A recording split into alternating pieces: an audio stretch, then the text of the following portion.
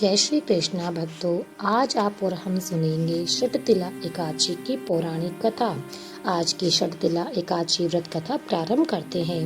भगवान श्री कृष्ण के मुख से एकादशी का महात्म सुनते हुए श्रद्धा पूर्वक उन्हें प्रणाम करते हुए अर्जुन ने कहा, हे केशव, आपके श्रीमुख से एकादशी की इन कथा का श्रवण करके मुझे असीम आनंद की प्राप्ति होती है।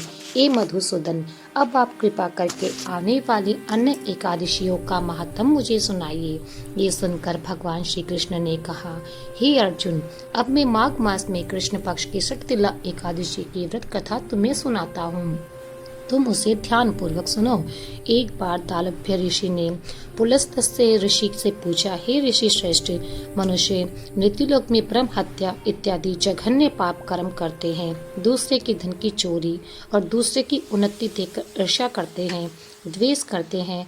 ऐसे महान पाप मनुष्य क्रोध, ईर्ष्या, आवेग और मूर्खतावश करते हैं और उसके बाद शौक भी करते हैं कि हाय, ये मैंने क्या कर दिया। हे महामुनि, ऐसे मनुष्य को नरक से बचाने का उपाय क्या है?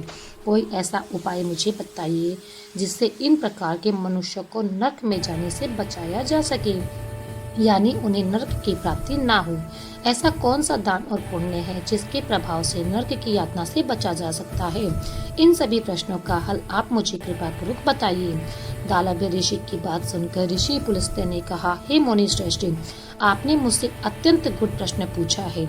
इससे संसार में मनुष्य का बहुत लाभ होगा। जिस रहस्य को इंद्र आदि देवता नहीं जानते, वो रहस्य मैं तुमको बताता हूँ। माघ मास में आने पर मनुष्य को स्नान आदि से शुद्ध रहना चाहिए, इंद्रियों को वश में करके और काम, क्रोध, लोभ, मोह, ईर्ष्या और अहंकार आदि से हमेशा बच के रहना चाहिए। पुष्य नक्षत्र में गोबर, कपास, तिल मिलाकर उपले बनाने चाहिए और इन उपलों में 108 बार हवन करना चाहिए। जिस दिन मूल नक्षत्र और एकादशी तिथि हो तब उत्तम पुण्य देने वाले नियमों को ग्रहण करना चाहिए। स्नान आदि नित्य कर्म से देवों के देव भगवान श्री हरि का पूजन और कीर्तन करना चाहिए। एकादशी के दिन उपवास करें और रात्रि में जागरण और हवन करें। उसके दूसरे दिन धूप दीप नैवेद्य से भगवान श्री हरि की पूजा करें और खिचड़ी का भोग लगाएं। उस दिन श्री विष्णु को पेठा, नारियल, सीताफल अथवा सुपारी के साथ अर्घ्य अवश्य प्रदान करें और उसके बाद भगवान की स्तुति करते हुए इस प्रकार कहे, हे जगदीश्वर, आप निराश्रित को श्रवण देने वाले हैं, आप संसार में डूबे हुए का उद्धार करते हैं। हे कमल नयन, हे मधुसूदन, आप देवी लक्ष्मी के साथ मेरे इस सामान्य अर्थ को स्वीकार करें। इसके पश्चात ब्राह्मण को जल से भरा घड़ा और तिल दान करना चाहिए।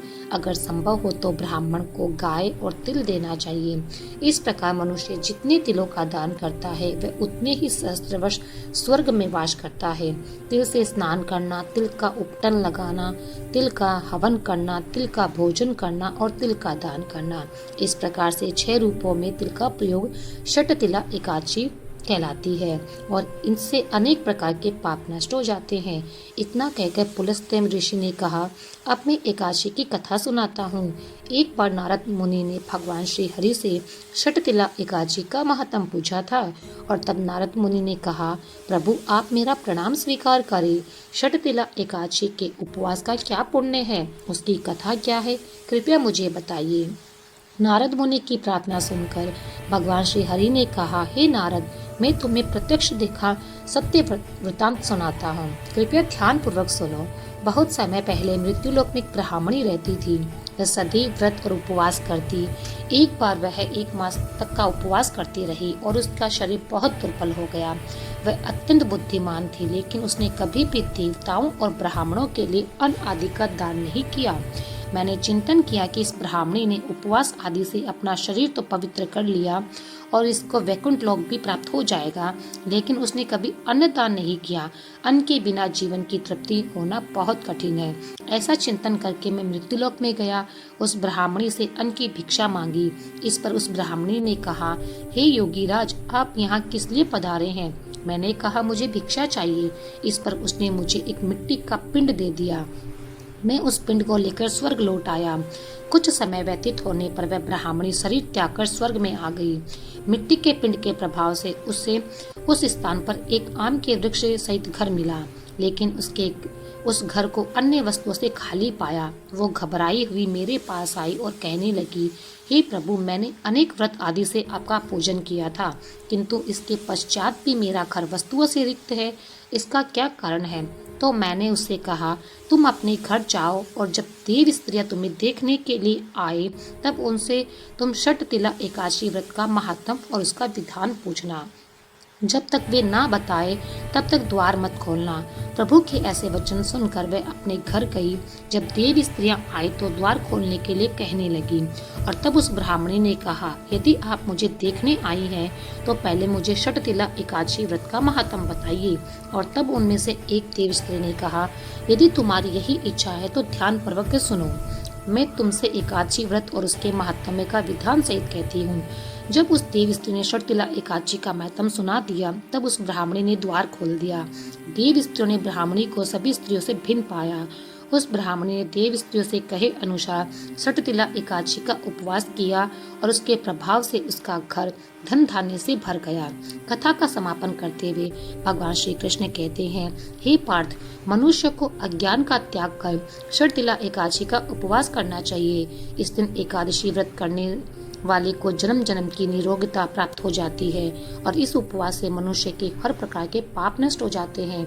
तो ये थी आज की षटतिला एकादशी की पौराणिक कथा। इस षटतिला एकादशी के उपलक्ष्य में नियम और श्रद्धा पूर्वक व्रत का पालन करने से शारीरिक पवित्रता और निरोगता प्राप्त होती ही है, और वहीं पर साथ साथ इस दिन तिल का दान करने से धन धान्य में वृद्धि होती है।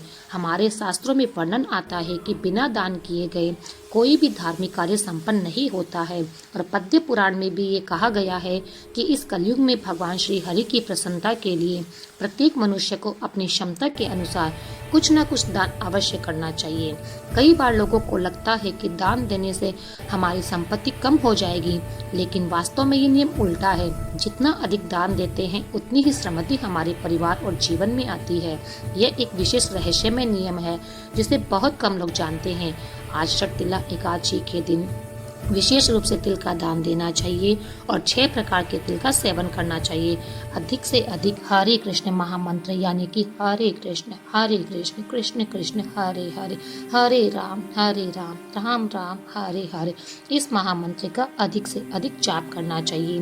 भगवान श्री हरि की कथाओं का श्रवण और कीर्तन करना चाहिए। और आज वैसे भी मकर संक्रांति का पर्व है जो कि दान देने के लिए सर्वश्रेष्ठ बताया गया है। आज के दिन दिया गया दान अक्षय हो जाता है। हमारी धरोहर, हमारी वैदिक संस्कृति को मजबूत बनाने के लिए भी हमें दान देना चाहिए, लेकिन दान योग्य व्यक्ति और योग्य स्थान पर ही देना चाहिए, जहां पर आपको विश्वास है कि आपके दान का प्रयोग भगवत भक्ति, भगवान की सेवा या प्रचार के लिए हो रहा है।